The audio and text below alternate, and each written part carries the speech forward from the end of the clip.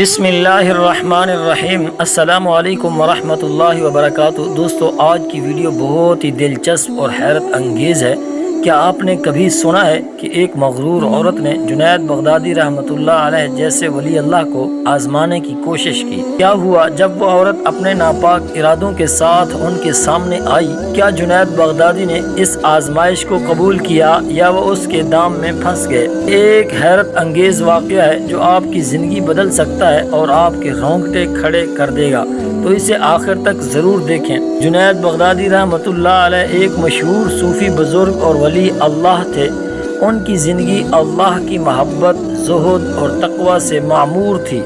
وہ بغداد میں رہتے تھے اور ان کا تقوی، پرہیزگاری اور اللہ کے ساتھ گہرا تعلق لوگوں میں مشہور تھا۔ لوگ دور دور سے ان کی نصیحتوں اور دعاؤں کے لیے آتے تھے۔ یہ کہانی ایک ایسی عورت کی ہے جو اپنی خوبصورتی اور چالاکی کے لیے مشہور تھی۔ وہ عورت جنید بغدادی رحمۃ اللہ علیہ کے تقوی کو آزمانا چاہتی تھی۔ اسے لگتا تھا کہ دنیا کی کوئی بھی چیز انسان کو گناہ میں ڈال سکتی ہے، چاہے وہ کتنا ہی نیک کیوں نہ ہو۔ ہر بندہ ہی گناہ میں مبتلا ہو سکتا ہے اور ہر بندہ پھسل جاتا ہے۔ اس کے دل کا خیال تھا کہ گناہ کے لیے ہر بندہ تیار ہوتا ہے اور ہر وقت تیار رہتا ہے۔ اس کے یہ خیالات تھے۔ اس عورت نے سوچا کہ وہ جنید بغدادی کو گناہ میں مبتلا کر کے ان کی پاکیزگی کو چیلنج کرے گی اور دیکھنا چاہے گی کتنا بڑا بزرگ ہے اور کیا اس کے اندر دم ہے۔ اس نے بہترین لباس پہنا، اپنے آپ کو خوبصورت طریقے سے سجایا اور خوشبو لگا کر جنید بغدادی کے دروازے پر پہنچ گئی۔ اس کا ارادہ تھا کہ وہ اپنی خوبصورتی کے ذریعے انہیں گناہ کی طرف راغب کرے گی۔ جب اس عورت نے جنید بغدادی کے دروازے پر دستک دی تو جنید بغدادی رحمۃ اللہ علیہ نے دروازہ کھولا اور ان کی نظر اس عورت پر پڑی، لیکن فوراً ہی انہوں نے اپنی نظر نیچی کر لی اور اللہ کی یاد میں مشغول ہو گئے۔ ان کے دل میں کوئی بھی دنیاوی جذبہ یا گناہ کی خواہش پیدا نہیں ہوئی۔ انہوں نے فوراً اللہ سے مدد مانگی کہ انہیں اس آزمائش سے محفوظ رکھے۔ جنید بغدادی کا دل ہمیشہ اللہ کی محبت میں مگن رہتا تھا اور دنیاوی آزمائشیں ان پر اثر نہیں کرتی تھیں۔ وہ جانتے تھے کہ یہ دنیا فانی ہے اور اصل زندگی آخرت کی ہے، اس لیے انہوں نے اس عورت کو نظر انداز کر دیا اور اللہ کی طرف رجوع کیا، اور انہوں نے دل میں تصور کیا کہ یہ زندگی مختصر ہے، عارضی ہے، یہاں کی خوشی بھی عارضی ہے، یہاں کا دکھ بھی عارضی ہے، محبت بھی عارضی ہے، یہاں کی نفرت بھی عارضی ہے۔ اس لیے انہوں نے اللہ کی طرف رجوع کیا کہ آنے والا مشکل وقت جو ہے اس کو اللہ پاک ہی کاٹنے والے ہیں۔ جنید بغدادی نے اللہ سے دعا کی، یا اللہ مجھے اس آزمائش سے محفوظ رکھ اور میری نظر کو ہمیشہ تیری محبت میں مشغول رکھ۔ جب عورت نے دیکھا کہ جنید بغدادی اس کی خوبصورتی سے بالکل متاثر نہیں ہوئے اور اس کی طرف نظر اٹھا کر بھی نہیں دیکھا تو وہ حیران رہ گئے۔ وہ سوچ رہی تھی کہ دنیا کے بڑے بڑے لوگ اس کے حسن کے جال میں پھنس جاتے تھے، لیکن یہاں جنید بغدادی اس کے سامنے تھے اور ان پر کوئی اثر نہیں ہو رہا تھا۔ عورت کو احساس ہوا کہ جنید بغدادی کا تعلق دنیا سے نہیں بلکہ اللہ سے ہے۔ ان کی روحانیت اور اللہ کے ساتھ تعلق نے اس عورت کو حیرت میں ڈال دیا۔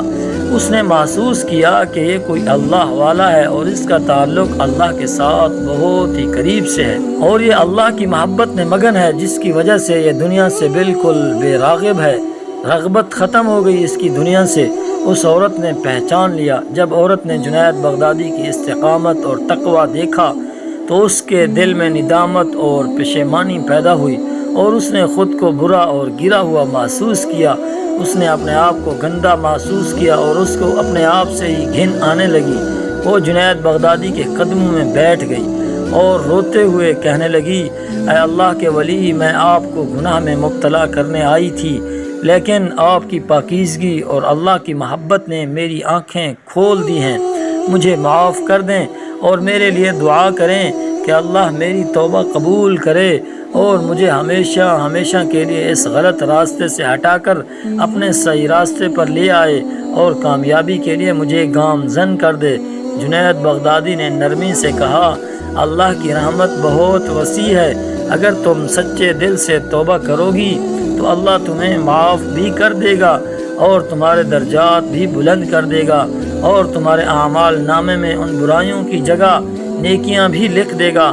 اللہ ایسا غنی بادشاہ ہے۔ اس عورت نے سچے دل سے توبہ کی اور اپنی زندگی کو اللہ کے عبادت میں گزارنے کا عزم کیا۔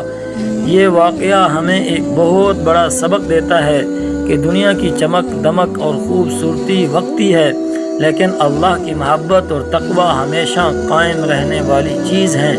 جنید بغدادی رحمۃ اللہ علیہ کی زندگی ہمیں سکھاتی ہے کہ اللہ کی یاد میں زندگی گزارنے والے لوگ دنیا کی کسی بھی آزمائش سے متاثر نہیں ہوتے، اور انہیں اللہ پاک اس بات کا علم دے دیتا ہے کہ یہ دنیا کی ساری چیزیں عارضی ہیں، دنیا کا مال عارضی ہے، دنیا کی عزت عارضی ہے، دنیا کی ذلت عارضی ہے، دنیا کی خوشیاں عارضی ہیں، دنیا کے غم عارضی ہیں، اور دنیا کی ساری چیزیں، دنیا کا مزہ عارضی ہے، اور ابدی زندگی ہمیشہ ہمیشہ والی ہے، جس میں اللہ تعالیٰ انسان کو خوش کریں گے، اور ہمیشہ کے لیے وہاں مزہ ہے، اور ہمیشہ ہمیشہ کے لیے وہاں کامیابی ہے۔